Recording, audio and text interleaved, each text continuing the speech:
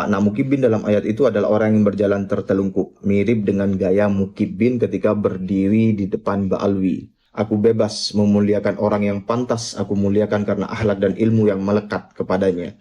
Tetapi yang menentukan kepantasan orang yang aku muliakan itu adalah diriku sendiri, berdasarkan penilaianku, bukan berdasar narasi yang engkau ciptakan.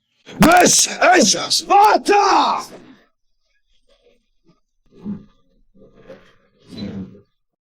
Tulisan terbaru dari Kiai Haji Madidin Usman Al-Bantani tanggal 3 Oktober 2025. Berjudul, ternyata kata mukibin sudah ada dalam Al-Quran. Sebuah pencerahan untuk menumbuhkan kesadaran nilai kemanusiaan. Teman-teman bisa membaca sendiri di nahdlatululum.com, linknya saya letakkan di kolom deskripsi. Dinamika diskursus batalnya nasab Balwi telah melahirkan peradaban baru di tengah-tengah umat Islam Indonesia. Ia telah mampu merangsang semakin kuatnya nalar kritis umat Islam terhadap doktrin ajaran non-syariat yang selama ini diatasnamakan syariat. Dongeng-dongeng hurafat tentang kehebatan leluhur yang biasa disampaikan oknum penceramah Balwi yang selama ini mengisi ruang publik kaum muslimin sudah menjadi bahan cibiran. Mereka mempertanyakan urgensi keagamaan apa yang bisa mereka dapatkan dari cerita-cerita semacam itu. Belum lagi soal kebenaran cerita tersebut dan kecurigaan bahwa glorifikasi itu sengaja disampaikan oknum Balwi untuk mempengaruhi umat Islam agar Balwi dianggap sebagai orang yang patut dimuliakan karena kehebatan leluhur yang mereka dongengkan. Hurafat adalah dongeng tentang keramat seseorang yang sebenarnya keramat itu tidak pernah terjadi dari orang yang diceritakan. Ia diciptakan sebagai glorifikasi agar orang yang maksud dipercaya sebagai orang besar dan seorang waliullah. Padahal orang tersebut pada masa hidupnya adalah orang biasa yang tidak mempunyai prestasi apa-apa, bahkan di antaranya terbukti sosoknya hanya fiktif belaka. Artinya, ia secara ilmiah sebenarnya tidak pernah ada di masa lalu. Setelah orang yang dimaksud telah dikenal sebagai seorang yang besar, maka si pencerita itu akan mendapatkan efek domino dengan diberikan penghormatan sebagai keturunan dari sosok yang diceritakan itu. Ketidakpercayaan umat Islam akan dongeng-dongeng hurafat seperti itu dikonfirmasi oleh tindak tanduk oknum Ba'alwi yang membuat cerita-cerita hurafat untuk orang yang masih hidup dari kalangan mereka, atau orang yang baru beberapa tahun meninggal yang secara indrawi difahami adanya distorsi cerita itu dengan kenyataan dari sosok yang mereka kenal. Seperti cerita tentang seorang Balwi Tarim yang hafal 100.000 hadis yang beredar di internet. Juga tentang Balwi Malang yang hafal 1.000.000 hadis. Tambahan dari saya, konon katanya 7 juta hadis. Semua itu hanya cerita-cerita yang disebarkan tanpa memiliki referensi otoritatif. Tidak ada ulama yang bersaksi bahwa ia menyaksikan kemampuan itu. Tidak pula dikenal kedua sosok itu memiliki kitab yang ditulis tentang hadis-hadis yang ia hafal. Cerita-cerita glorifikatif semacam itu beredar begitu saja di ruang publik tanpa ada yang bertanggung jawab. Belum lagi cerita-cerita khurafat yang diedarkan di media sosial tentang ketua sufi dunia yang bisa membelah diri dan terlihat sholat sambil terbang di alam khoyali. Sementara jasadnya nampak oleh para saksi tidak pernah melaksanakan sholat. Belum lagi orang-orang yang mengalami gangguan jiwa yang tidak pernah sholat dan puasa. Orang yang mengenalnya bersaksi bahwa kerjaannya setiap hari hanya makan, minum, dan buang air. Dipromosikan begitu rupa sebagai seorang wali majdzub, kemudian makamnya dibangun mewah sedemikian rupa setelah ia meninggal dunia. Cerita-cerita semacam itu dulu begitu saja mudah dipercayai masyarakat Indonesia walau tanpa bukti ilmiah. Tetapi, tingkat kecerdasan dan logika kritis umat Islam Indonesia hari ini sudah berbeda. Klaim-klaim tentang suatu kelebihan dan keistimewaan harus dibarengi oleh dalil dan bukti. Semakin besar klaim yang disampaikan, semakin besar pula dalil dan bukti yang harus dihadirkan. Tanpa dalil dan bukti yang menyertai, suatu klaim hanyalah sebuah klaim belaka yang tidak pantas dipercaya. Generasi Islam yang memiliki nalar kritis yang rasional itu dalam konteks batalnya nasab Ba'alwi bermula dari mereka yang telah memiliki kesimpulan sesuai dengan tesis ilmiah penulis yang menyimpulkan dengan meyakinkan bahwa klaim Ba'alwi yang mengaku sebagai keturunan Nabi Muhammad SAW tidak terbukti secara ilmiah. Bahkan dalam konteks DNA, mereka mustahil untuk bisa disebut sebagai keturunan Nabi. Mereka itu dalam diskursus nasab Ba'alwi dilabeli oleh mereka yang masih belum tercerahkan dengan istilah mukimat. Sebagaimana sudah menjadi sunatullah, natural of law, dan kelaziman dalam studi sosiohistoris antropologis, dalam setiap perubahan peradaban tentu akan menyisakan mereka yang tetap bertahan dalam status quo. Mereka ini kemudian disebut oleh mukimat dengan istilah mukibin. Jagat sosial media hari ini kerap kita saksikan penuh dengan labeling mukimat dan mukibin tersebut. Hal yang tidak pernah diduga, ternyata istilah mukibin telah ada di dalam Al-Quran. Entah kebetulan atau tidak, frasa itu memang disebut di dalam Al-Quran.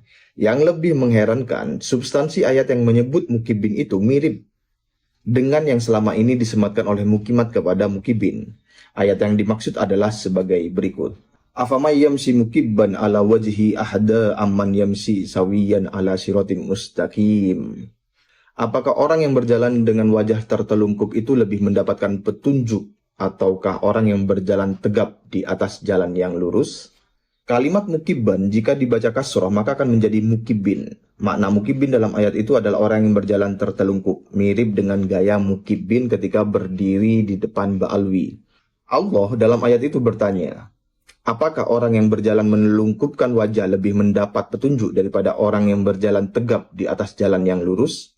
Dari sisi semantik, kata mukibin itu dalam kamus-kamus Arab mempunyai beberapa derivasi makna, di antaranya akabba ala wajhi aisakoto, artinya terjatuh, inhana, artinya menundukkan punggung dan kepala seperti ruku, inqalaba, artinya terbalik, munakisur roksi la yaroma haulahu, artinya menjungkirkan kepala sehingga tidak bisa melihat sekitarnya. Dalam aplikasi tafsir Wajiz and Online tentang ayat di atas disebutkan, kaum musyrik yang durhaka itu dilukiskan pada ayat ini dan dibandingkan dengan kaum yang selalu taat kepada Allah dengan ungkapan yang tegas. Apakah orang yang merangkak dengan wajah tertelungkup sehingga terjungkal jatuh yang lebih terpimpin dalam kebenaran? Ataukah orang yang berjalan tegap di atas jalan yang luas lagi lurus? Tentu saja keduanya tidak sama. Hanya orang yang bodoh yang menilainya sama. Dalam ayat itu, Allah membuat perumpamaan akan perbedaan antara orang-orang musyrik dan orang-orang mukmin. Orang-orang musyrik diperumpamakan sebagai mukibban ala wajhi, orang yang berjalan menundukkan wajah bahkan sampai terjatuh mencium tanah. Sedangkan orang-orang mukmin diperumpamakan sebagai orang yang berjalan tegap menatap jauh ke depan. Tentu keduanya tidak sama. Orang yang berjalan mengarungi kehidupan dengan mata menatap jauh ke depan akan lebih terpimpin dalam kebenaran karena ia mengetahui mana jalan yang lurus dan mana jalan bersimpang yang ada di depannya.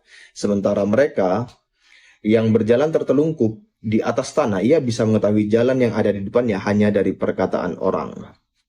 Dalam konteks diskursus nasab, kita sering melihat dan mendengar ungkapan-ungkapan para mukibin tentang bahwa diri mereka adalah hanya orang biasa yang hina, sementara para ba'alwi adalah orang mulia. Dalam konteks kemanusiaan, mereka menempatkan diri mereka sebagai manusia ciptaan Allah yang ditakdirkan sebagai hamba dari manusia lainnya. Ia tidak boleh mempunyai cita-cita tinggi untuk menjadi manusia yang patut dimuliakan melebihi manusia lainnya, atau melebihi manusia yang ia yakini secara biologis lebih mulia darinya sejak lahir. Ia habiskan hidupnya untuk mengikuti narasi manusia lain tentang kemuliaan leluhur orang lain tersebut, walau ia tahu narasi itu tidak dapat dibuktikan. Kemudian, jiwa-jiwa penuh kehinaan itu diwariskan kepada anak-anaknya, anaknya kepada cucu-cucunya, cucunya kepada cicit-cicitnya. Lalu jadilah ia dan keturunannya sampai hari kiamat hanya menjadi alat kemuliaan manusia lainnya. Padahal sebenarnya ia dan keturunannya seharusnya bisa ikut berpartisipasi dan berkompetisi mendapatkan kemuliaan yang sama sebagai khalifah di atas muka bumi. Sementara mukimat memandang bahwa dalam ajaran Islam, Al-Quran telah menegaskan bahwa semua manusia diciptakan dalam keadaan mulia. Tidak ada perbedaan kemuliaan antara satu manusia dari manusia lainnya dilihat dari asal-usul mereka kecuali dari takwanya. Ketinggian pangkat kemanusiaan tidak dilihat dari siapa dia dilahirkan, tetapi dari seberapa tinggi ilmu pengetahuan yang ia dapatkan. Mereka berjalan tegap memandang kehidupan yang menjanjikan kemuliaan untuknya dan keturunannya. Mereka tidak terikat oleh tali-tali perbudakan dan tidak tersekat oleh status sosial apapun. Dalam pandangan mukimat, sebagaimana engkau pantas mendapatkan kemuliaan, maka begitu pula aku. Sebagaimana engkau tidak mau dijadikan budak, begitu pula aku. Aku bebas memuliakan orang yang pantas aku muliakan karena akhlak dan ilmu yang melekat kepadanya.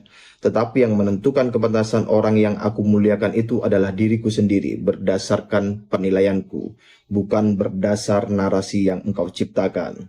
Jika engkau ingin mendapatkan pemuliaan dan penghormatan dariku, maka berprestasilah, berakhlaklah, bertakwalah, berilmulah, sehingga dengan itu aku mempunyai alasan untuk menghormatimu. Jika engkau hanya menjadikan leluhurmu sebagai alasan aku menghormatimu, maka aku pun mempunyai leluhur. Yang jika aku menghormatimu hanya karena leluhurmu, maka berarti aku telah menghinakan leluhurku. Dan itu tidak pernah aku lakukan.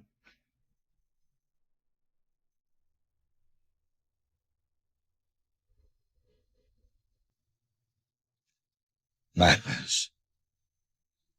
This is Sparta!